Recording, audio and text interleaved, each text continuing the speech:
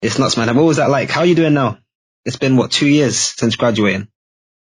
Almost, yeah. It's been about a year and a half. So I graduated in 2019, July. And what's it, November 2020? Yeah, it's been a roller coaster, man. So I left uni. I was actually briefly working in the summer with some University of Oxford researchers on some algorithmic trading. And we were just trying to get some stuff off the ground. And sooner or later, I just found myself in this product management role at FinTech that I'd already lined up. It was almost like a safety net. And I thought I'd just go ahead and start it and just see how it is and stuff. And then I was suddenly just thrown into this FinTech world. And for one word or another, I had a manager that just gave a hell of a lot of responsibility to someone that probably, as a graduate, wasn't very normal. But I'm not too sure why he did that. I think partly maybe he was a good manager, but partly he couldn't be bothered. So he just handed off these big projects, and that was something that, to be honest with you, man, I enjoyed the hell out of it. I was given this project that was it was known as an internal transformation. So we were trying to make sure our operating models were more efficient, and paved the way for certain initiatives that departments wanted to do. For example, everything in the industry now, in many industries, is becoming more data-driven, evidence-based decision-making.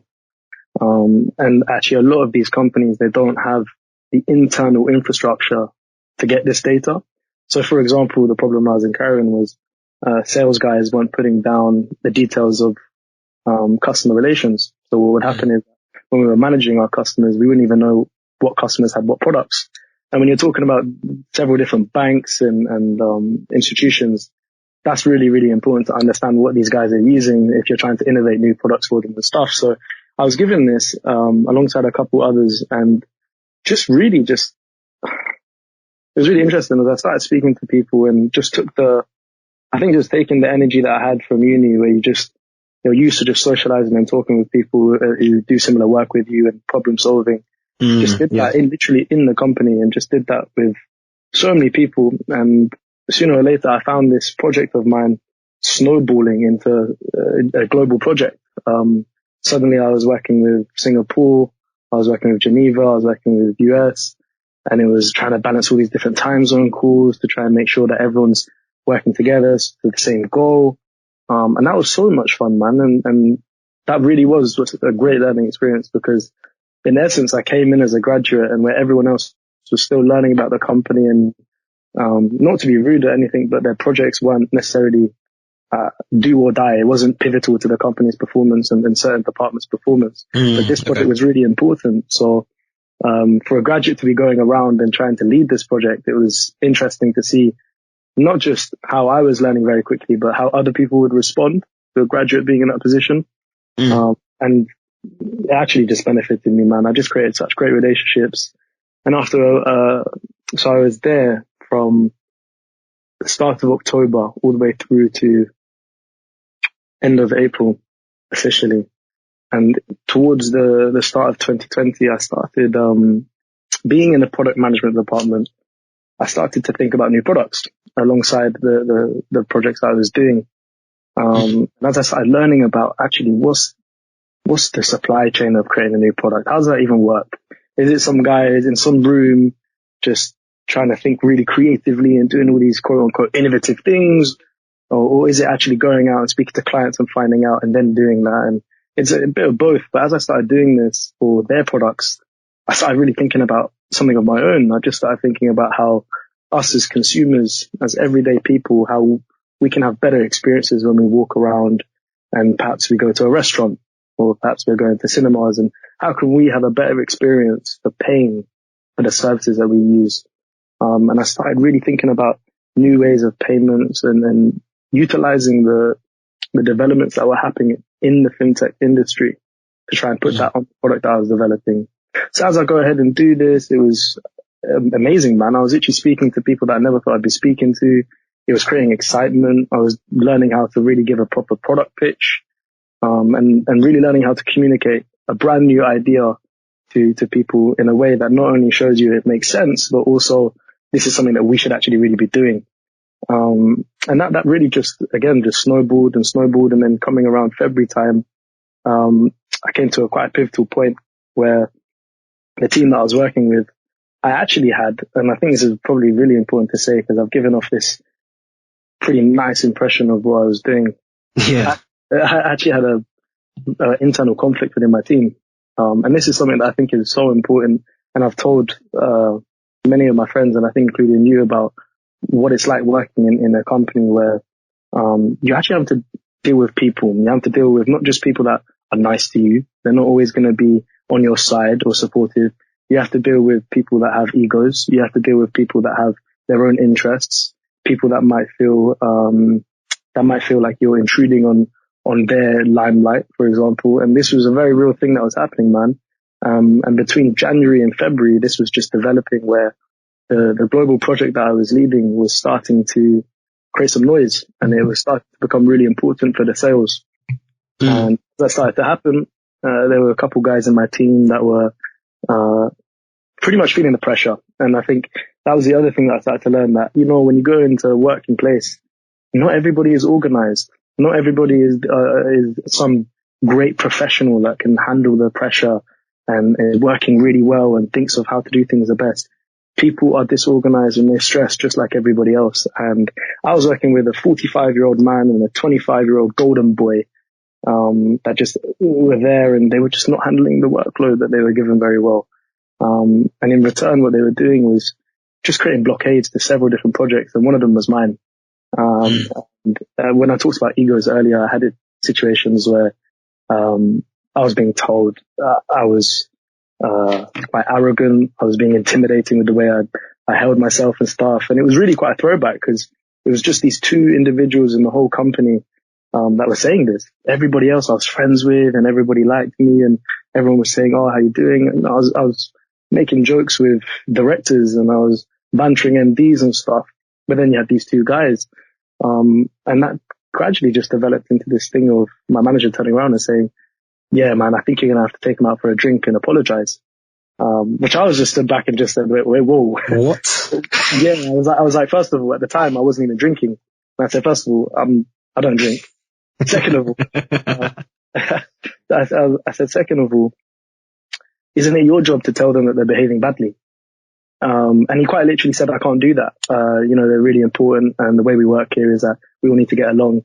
For another word, he was just saying, "Suck it up," basically. And he was giving me some long story about, you know, he went into the corporate world and he had to kiss ass and all this sort of stuff. And I kind of just sat there, and this was going over for a week. And meanwhile, on the side, I had this app idea that was generating such a following as well, actually, in the company. I had people from marketing, people from product in different parts of the company saying they'd want to work on this. And this was my own idea that I was just creating. And then on the side, I had this horrible thing happening with my team. And I kind of came into a situation where I just said to a friend of mine in the other business line, could I move teams? And he was the director of product for another business line. Him and I were really good friends. And he just said, that's a process we can make work. But it seemed like a really long process. And at the same time, I was thinking how I'm just in love with this idea and I'm having so much encouragement and support for it. Why don't I go ahead and actually build this? Side note, the fintech, the market that they operate in is purely business to business. And the app idea was very much something that us as consumers would use. It's known as a business to consumer product. Yeah. So they were very restricted in the market they could enter, didn't have the finances to back it.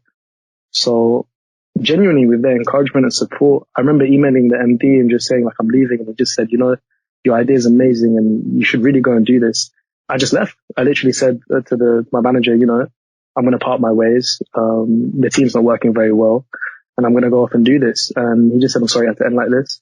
And that was really interesting, man, because I was literally in this position of almost not necessarily landing a dream job, but started to create a real pathway for myself.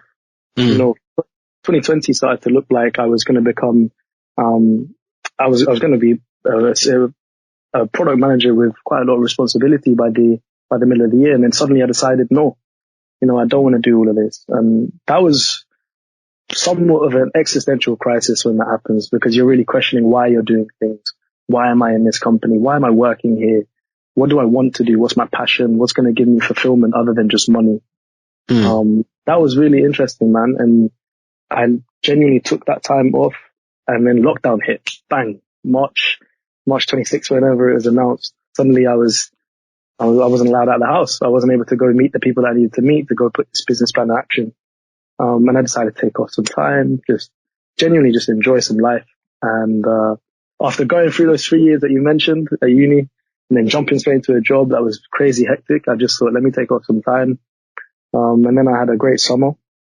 And throughout summer, I walked in with this real purpose of, I know that this thing that I've created is very dear to me. It's evolved into, a new design, something new for the industry that I could go on about, but I'm sure that's probably a different discussion. So I knew that when I was meeting people, I was meeting them with sometimes a purpose. If I knew this person worked here or worked there, or this person was really, really high up in this company, we'd speak about that. And suddenly this idea in my mind that was briefly put on paper started to become something quite real as people started appreciating what it was and it became real for them. This idea of a company that I was trying to build became very real. And I started gathering the support and just networking a lot, really. And then started to build out into investor links. And that was towards the end of summer and coming into September, October time now. And speaking with potential investors and trying to just understand an appetite for a project like this. And that was basically the pivotal point of my work, because once that started to happen, I was hit with a load of lessons, which was exactly what we were just talking about just before this we started. It was this idea of, I really believe in what I'm doing and I've got such an amount of energy to go ahead and do it, but I actually haven't had the luxury of getting the experience to go put this forward. I haven't had the luxury of having that cost of being in the industry for 10 years so that I know what a project like this needs. So I was just sitting back and literally listening to my friends. And when I say friends, not necessarily students, just people in these different companies, and listening to what they had to say about what it would take to get a project like this off the ground, and not just off the ground, but really flying, really going quite well. And that really showed me the scope of work that I was in for. So from around September, October, I just took a step back and realized that where I wanted to actually start moving and start development by the end of the year, I could potentially be looking at mid 2021 for this. So now it's completely changed why I left the company before, the fintech. And I've started now looking at how can I do some form of part-time work. It's consultancy work, whether it's temporary work, even with startups, on the side, so that I can support myself and then go ahead and get the experience and also start working on this. And then by March 2021, April 2021, I have this great plan for a great idea that can actually start getting tick boxes with investors so that we can start collecting the funds that we need. And that's basically what I've been up to since. That was a very long story and a very long explanation, but this podcast deserved it. So, Nah, it's needed, man. We hope you guys enjoyed that clip. If you want more content, be sure to check out our full episodes either here on YouTube or down below through the link in the description to find podcasts wherever you typically find your podcasts. Alternatively, in the meantime, you can follow us on social media to stay up to date between episodes. Either way, I'm happy you guys were here to join us today. I hope you enjoyed the clip. Thanks for watching, and we'll talk to you in the next one. Peace.